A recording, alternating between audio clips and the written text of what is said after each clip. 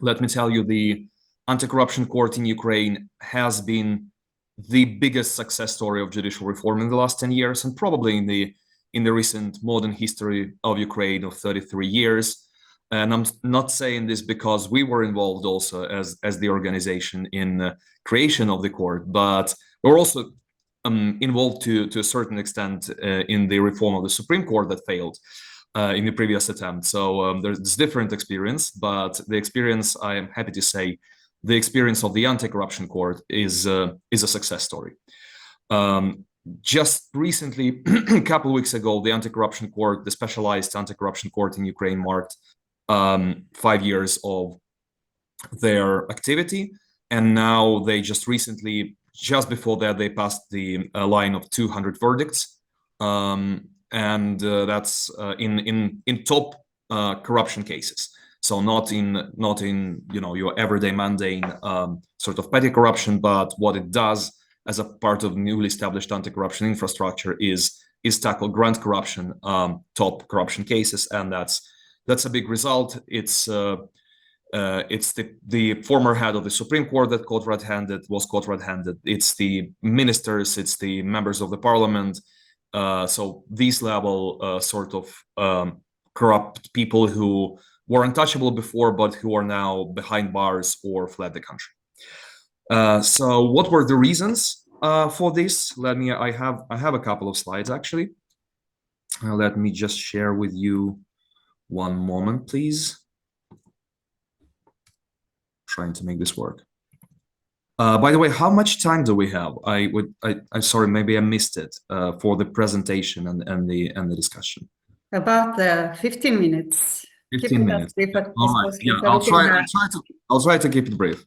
Thank you. So this is the. Let's see if it's working. Yes. It is working. Okay, good. It says 4 years. I'm sorry, I didn't find the new picture, but this is from our friends Transparency International Ukraine. So these are the results. Now the numbers are bigger. Like I said, it's more than 200 now, the sentences and the number of convicted people. And it's also one of the instruments the anti-corruption court has is the special confiscation. So it's about 137 million hryvnia, so quite a substantial sum in that as well. So what is the reason for the success story? This is, by the way, this is the building, and this is the current president. And is it a building, and is it a person? It's to extent it is a person, of course. But a lady in a suit, nothing special. The building, it's not those things. It is the way we select the judges. It is the most important thing. Like previously mentioned, the other factors weigh in, but this is the most crucial one by far. Just a little bit. Yes, I will send you. This is the report that we did. That has all the information about it, much more extensive. If you're interested, I will happily share it. On how the judges were selected. But to give you some context, it didn't start as just an idea that we should have a separate court. This is the pictures from the Revolution of Dignity in Ukraine 10 years ago, when then the government decided to abruptly make a U-turn on our EU integration path. Then the people were quite angry, and then there was violence. The police beat up the students who protested. So then the whole country, millions took to the street, literally to the streets, saying, we want this no longer. We don't want police brutality. We don't want corrupt government. We don't want unjust courts. And thus was generated the public demand to renew all this. Like I said, not everything was very good from the very beginning. We had several attempts at judicial reform, mostly unsuccessful at first. The reason, it's the old guard in the judiciary. We never had any successful vetting or renewal exercise or lustration, whatever you call it. Since we inherited the judiciary from the Soviet Union, it was never renewed. So when we even after the revolution, we tasked the same judiciary with selection of the new. We said, for example, let's make the new Supreme Court from scratch. The judiciary was one of the least trusted public institutions with negative balance of trust of about 60%, so quite low.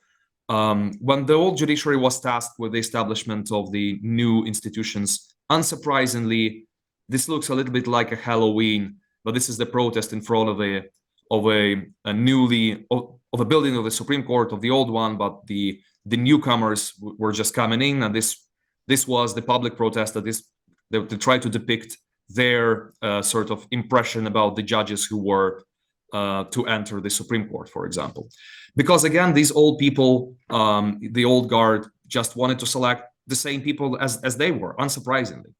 So we decided as a country that has to change, that this is not working. You cannot just ask your old judiciary to make new judiciary. It doesn't work this way. And thus, even before that, before the Supreme Court exercise, we started to build two new anti-corruption institutions. If you look at the upper left and the upper mid, these are the National Anti-Corruption Bureau of Ukraine and the Specialized Anti-Corruption Prosecutor's Office, that were whose task was to find, basically, to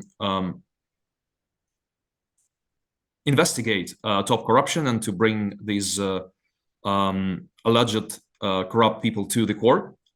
And again, unsurprisingly, when they started the newly established bodies, and their specificity is that they're really quite small compared to the rest of the system, so you could build them quite fast, but they tackle the very narrow but very important slit of the criminal code and of the really top officials. So they started doing their job quite well and bringing these cases to the court, to the old court, to just your normal local courts, and they would just drag their feet and do everything to not get the verdicts right. So thus became obvious the necessity to do something about to make something inside the judicial system that would respond to that demand quite quickly. And by then we understood that the reform of the judiciary overall would take years, even in the most successful scenario. So thus decision was made to make the anti-corruption court. It's called High Anti-Corruption Court in Ukraine. And then the process started. This is our former president Poroshenko talking to the former president of the IMF, apparently explaining, I think they're talking about some other thing, but just to give you the context, explaining why we shouldn't and why we couldn't create the anti-corruption court, because it doesn't make sense, or it's only in the very undeveloped countries, or there was a myriad reasons why the government said, well, we don't want it. In truth, and the IMF, because IMF was from the international side, a driving partner for us, who was demanding enough that we create the anti-corruption court, because we wanted their money, they wanted macro-financial stability. They thought a great contributor to the macro-financial stability is to have the anti-corruption court in Ukraine. So the government didn't want it really, because they saw that the design would lead to them not having control over the newly established anti-corruption court. They knew they could control the rest of the judiciary, but not the anti-corruption court. Why? Because the design, again, and we're coming to the way we select the judges there, we already knew we can't trust the old guard, the judicial mafia, as we call them, the really corrupt and dependent old guard in the judiciary. We cannot trust our politicians, because again, they will select at the time, at least because they have proven that they will select the people who they control instead of what's needed. And what we did is that we invited the panel of 6 independent international experts to analyze judicial integrity. And they had one role: to kick out of the competition anybody who they thought did not have enough integrity. Why integrity? Because integrity historically has been the weakest point in the judiciary in Ukraine, and the biggest problem. We knew we could teach people stuff if they wanted to learn, but you can't teach integrity, an adult integrity. It's almost impossible. So that is why whoever had doubts about their integrity was out of the competition. And then the national body, the High Qualification Commission of Judges of Ukraine, would appoint those who are left on their, at their leisure, at their discretion. So yeah, and that's, in a nutshell, that's the story. Just a couple more words. I'll stop with the slides now.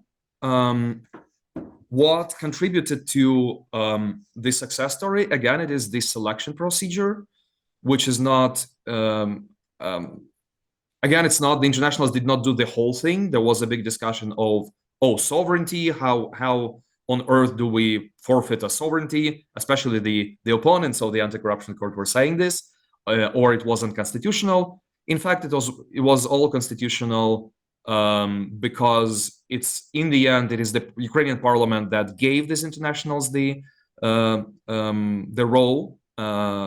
It was the Ukrainian national judicial governance body that selected the final list. It was the Ukrainian president, democratically selected, who appointed then the judges. So it's all like the rest of the system, it's 95% all Ukrainians, democratically elected, selected, all that, who did this. It is the small slit, but the most important one, the task that we couldn't fulfill, that we couldn't do before, is to kick out the bad apples. That's where the internationals came in with their higher standards, with their big reputation, with all these international, really reputable international organizations behind their shoulders that delegated them. So the politicians or the oligarchs or whoever else couldn't influence them, couldn't threaten them, couldn't bribe them, and that's what contributed to the result. In the end, we have almost, I'm saying, we didn't have any single person who, any single judge appointed about whom the civil society had a lot of reservations. So now there's 38 judges in 2 chambers, but now we're running another competition to add 25 more judges, because the workload increased. Also because, particularly because of the Russian aggression. Because now the anti-corruption court is also doing the confiscation of frozen Russian assets in Ukraine. And the other factors, and I'm finishing here, the other factors that contributed was and I think I'm going to go back to the slides now, is that it's not only the anti-corruption court, but it's the whole triad of the investigatory, prosecutorial, and judicial institutions that were created anew, that were created under the new rules, with big supervision and with really high standards. So a similar approach was, I don't want to dig very much into the details, but was with the selection of the NABU, the Anti-Corruption Bureau, and the Anti-Corruption Prosecution. So it is basically all 3 are new and effective. Then it is the narrow jurisdiction, because the highly specialized court shouldn't drown in petty corruption cases. It just as NABU, as SAPO, it tackles the grand corruption. It's independent in terms of not only selection, but in terms of their financial stability, operations, premises, anything. And it has civil society oversight, and it has quite an effective oversight now from judicial governance bodies that we also renewed now, based on the same or a very similar model, including the international experts. So now we're scaling this success story not only to the rest of the judiciary, but to the recently passed bill on the reform of the Bureau of Economic Security, on the customs reform. So not only the judiciary, but other rule of law institutions are also sort of learning from this success story and trying to scale it, mostly successfully.